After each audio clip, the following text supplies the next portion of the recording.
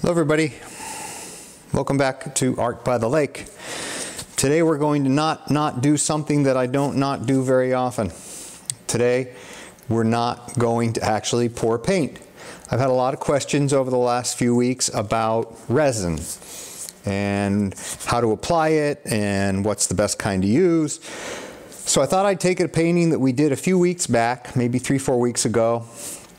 This was, I think, an 11 color beach-inspired drag that we did. That's the 16 by 12 painting that you see here.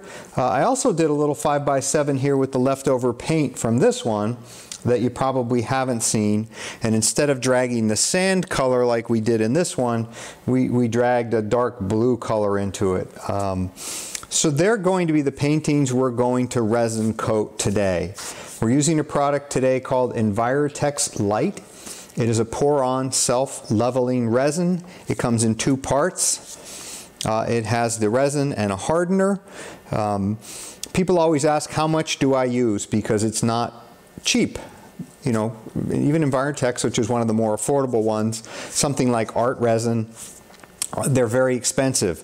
So you don't want to mix more than you have to, and you don't want to come up short. You'll find that coming up short and then running back to try to mix more, which hopefully doesn't happen today, can make your results a little bit difficult. It doesn't dry immediately, but it does dry pretty quickly.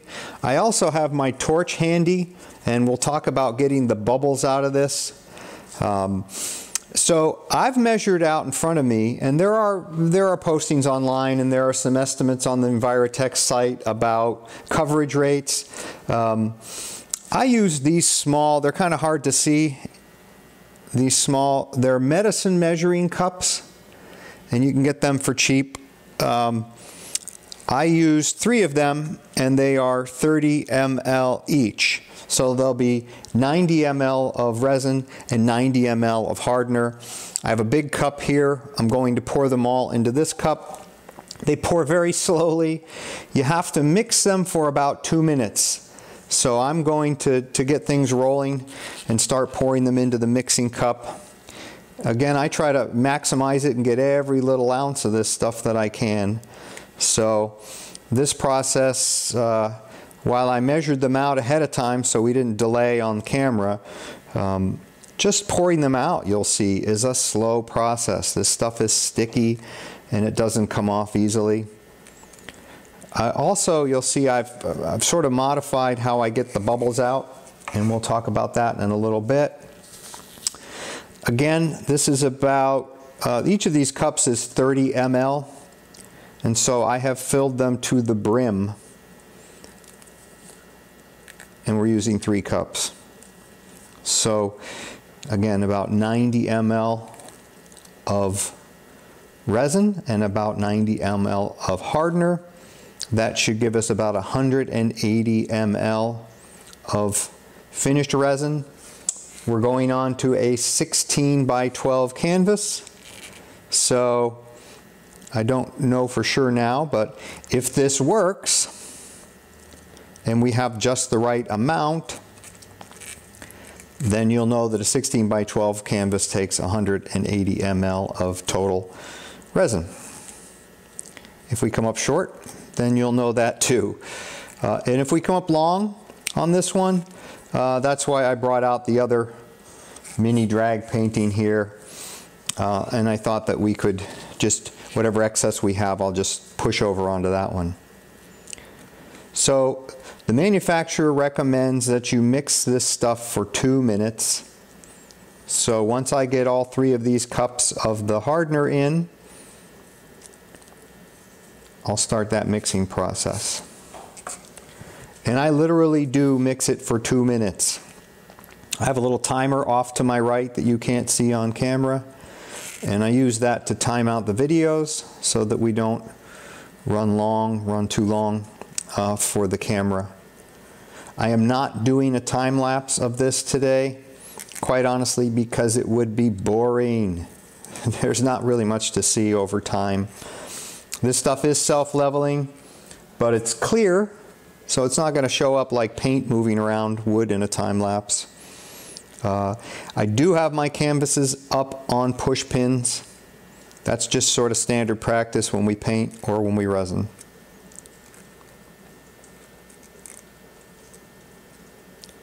If you can hear in the background, I don't know how noisy it is on my video, if you can hear in the background, it is once again pouring rain in the great Northeast.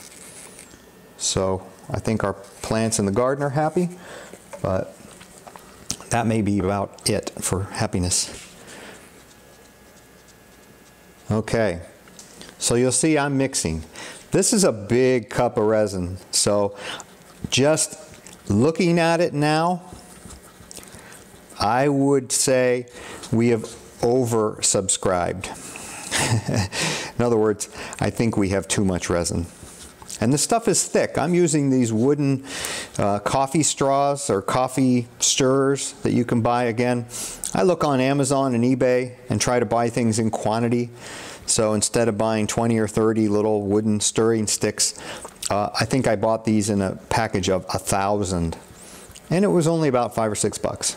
So again, mix, mix, mix, mix, mix. I'm looking at the timer to make sure that we mix this for at least 2 minutes.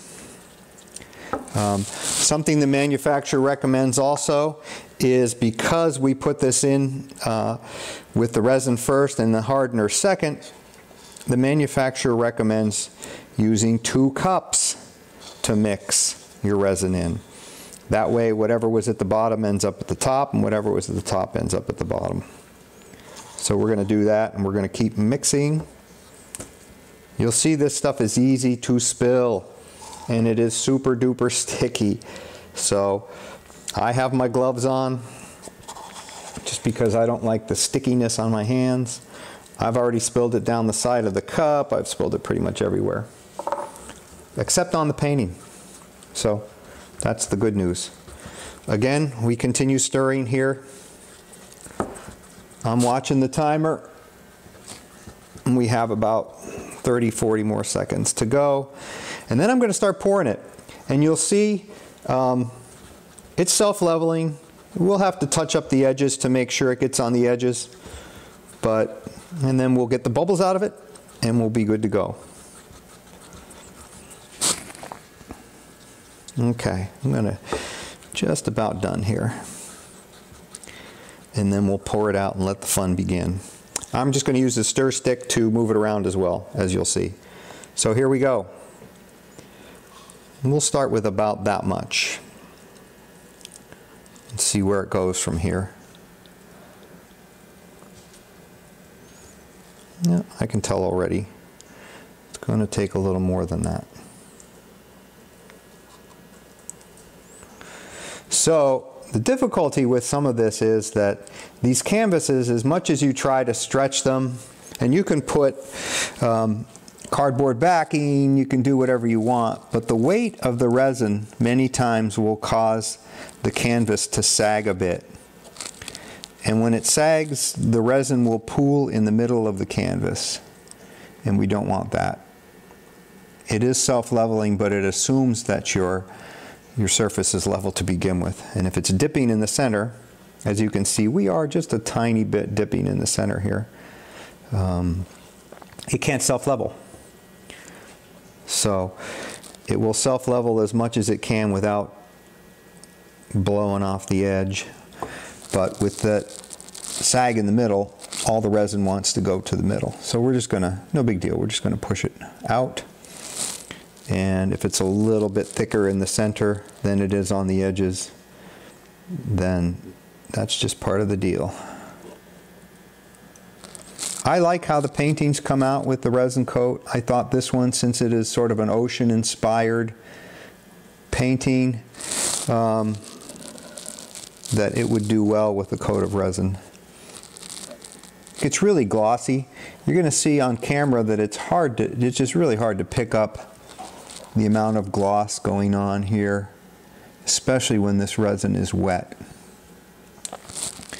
But if you get down at an angle, you'll be able to see a little bit better where you're missing resin And so we'll see every so often my head is going to pop into frame here while I try to get down at an angle where I can see any missing spots. I'm trying to get the edges as well. I just think it makes for a more consistent look.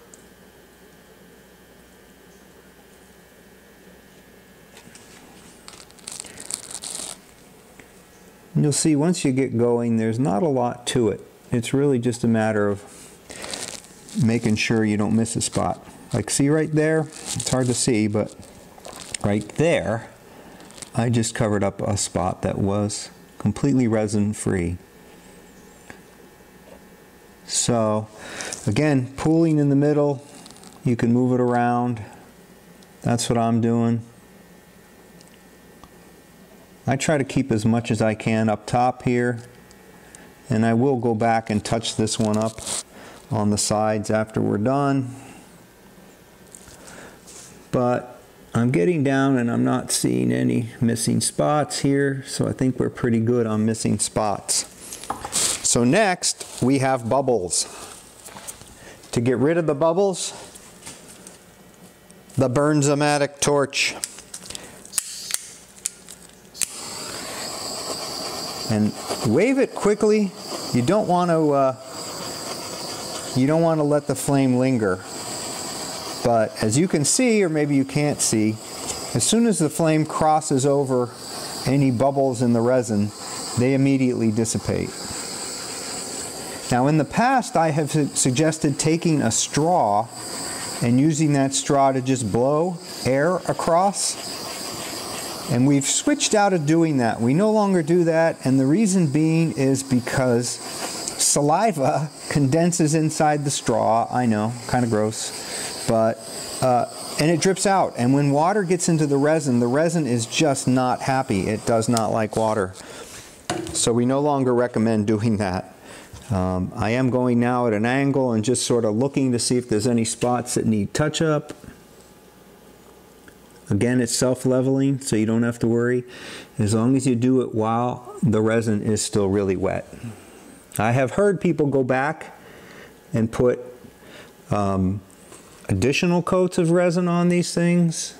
I've never done it myself, so I can't speak for coating resin over resin, especially if it's dried. I've done it when it's wet, but again, your mileage may vary. So this is sort of your step-by-step guide to using resin. I'm going to hit it with the flamethrower one more time, and then off camera, after we end the video here, I'm going to touch up the edges and work my way around and coat the second painting I have over here. So if you like what we're doing, follow us on YouTube, subscribe to us on YouTube if you like.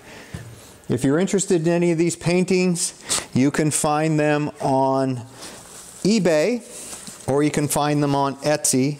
We are Artbythelake at both of those places. You can email me at artbythelake@gmail.com.